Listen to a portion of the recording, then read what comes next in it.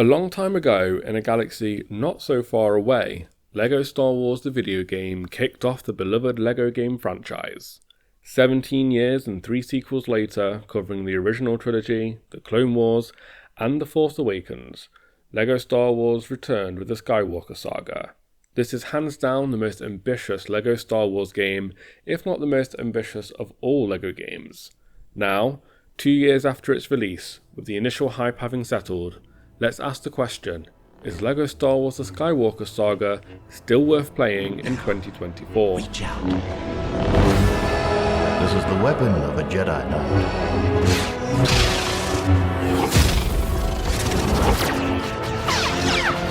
An elegant weapon for a more civilized age. Look, good against remotes is one thing. Good against the living, that's something else. Take it. Find your friend. We'll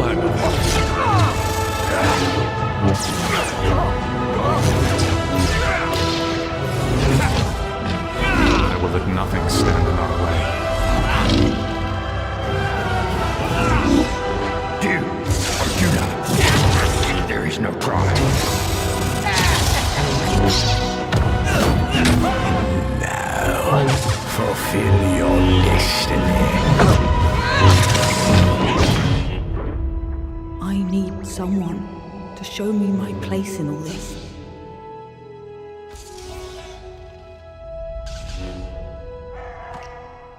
And now let's discuss the final trilogy the Skywalker Saga has to offer, the sequel trilogy. It's hard to separate the levels from the source material. Are they not as good, or did they just seem that way because I don't have the same connection to the source material? By this point, the LEGO formula has already started to feel stale and grindy, which only amplifies the issue. So the sequel levels certainly suffer from the same condition that the prequels did. The modern movies are far denser in locations, plots and set pieces than the original trilogy, and so they feel far more cut down to fit the required number of levels for each film. However, this problem feels even more pronounced here. The sequels are packed with rapid shifts in scenery, battles and character arcs, which means trying to compress them into 5 levels per movie often leaves key moments on the cutting room floor. It's a pacing problem that affects the flow of these levels more noticeably than the prequels, making them feel quite disjointed. Where the original trilogy worked with the formula well, delivering standout moments while feeling like a tight, cohesive retelling of the movies, the prequel trilogy slipped a little, providing plenty of fun and memorable moments, but feeling more like a Cliff Notes version of the movies. The sequel trilogy takes this a step back again. It feels like the developers were simply hitting the key bullet points of the films to rush towards their climactic finishes. As a result, each stage lacks the same charm and memorability as those from the original and prequel trilogies. Moments that could have been exciting and dynamic instead feel like brief vignettes that don't do the films justice. Now, I have to address my inherent biases with the sequel trilogy. I wouldn't call myself a hater. I loved The Force Awakens, enjoyed The Last Jedi and its attempt to do something different, and thought The Rise of Skywalker was a disappointing mess that couldn't even get fan service right. Still, I tried to keep those feelings in check when I played through the levels. I took off my Star Wars fan hat and approached the levels objectively, and tried not to let my thoughts of the films get in the way. Unfortunately, that didn't help. The levels still felt kind of boring compared to the previous ones I'd played. Part of the issue might be that the hub worlds themselves felt barer and less engaging. The original trilogy's hubs felt like they struck a great balance between being densely packed with activities and feeling alive within the context of the films. The prequels had some weaker hubs, but they at least captured the aesthetic and spirit of their respective settings. By comparison, the sequel trilogy's hub worlds often feel like hollow spaces with fewer details and less personality. Exploring them lacked the same sense of excitement or discovery I had in the other eras. This contributed to the feeling that the sequel trilogy content as a whole was a step down from what had come before. Ultimately, the hub worlds fell short in execution. Planets like Jakku, Takodana and Exegol had the visual flair and authenticity to make them recognisable, but they felt emptier and less engaging than the hubs from the prequel and original trilogies.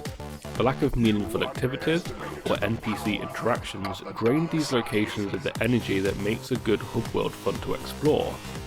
As I wandered through vast open areas that felt sparse and lifeless, I found myself missing the denser, more interactive hubs of the earlier trilogies.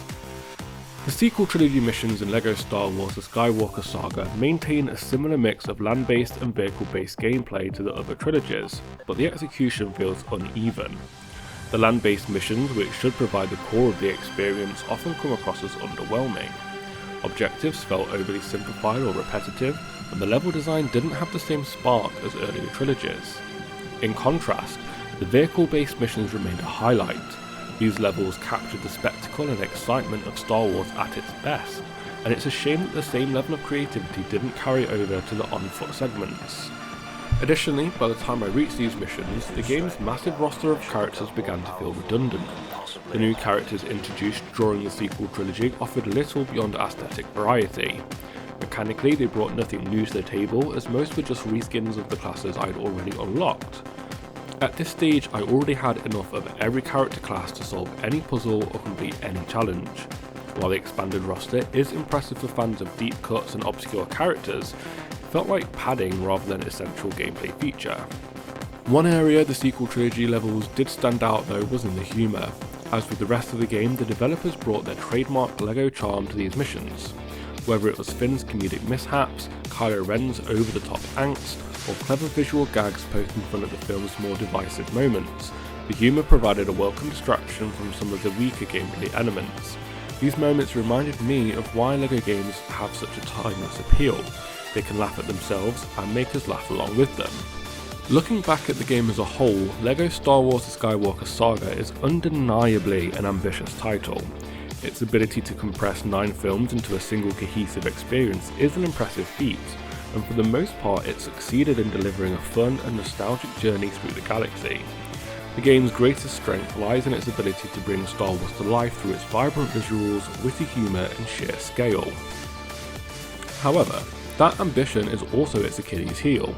The decision to condense each film into just 5 missions often left the gameplay feeling rushed, with key moments glossed over or reduced to mere bullet points. This was particularly noticeable in the sequel and prequel trilogies, where the denser narratives and sprawling set pieces of the films were difficult to translate into bite-sized LEGO levels. By the time I had reached the sequel trilogy, the game's formula began to feel stale. The sense of wonder I felt during the original trilogy levels had given way to a grind for collectibles and a completion percentage that, while enjoyable at first, eventually felt like busy work. Despite this, the game's humour and love for the source material shone through, making even the less engaging moments worth experiencing. In the end, LEGO Star Wars The Skywalker Saga is a game that excels in delivering fan service and a light-hearted take on one of the most beloved franchises in cinema history. While it stumbles in its pacing and occasionally struggles under the weight of its own ambition, it remains a must-play for Star Wars fans and LEGO enthusiasts alike. It may not be perfect, but it's a celebration of everything we love about Star Wars, and that is more than enough. So now we come to the final verdict. The original and prequel trilogies, when considered individually as short 10-hour games for each trilogy, fared quite well, and I can see the justification in picking up the game on discount just to play each of these sections with those characters. However, I don't think that the sequel trilogy levels hold up as well by themselves. For me, there was just something missing in those levels and hub worlds that made it noticeably less enjoyable to play. Now of course, it could have just been the length of the time that I had now spent playing the game to review it, but I think it speaks to an underlying flaw of the trilogy's levels and of the Skywalker Saga as a whole.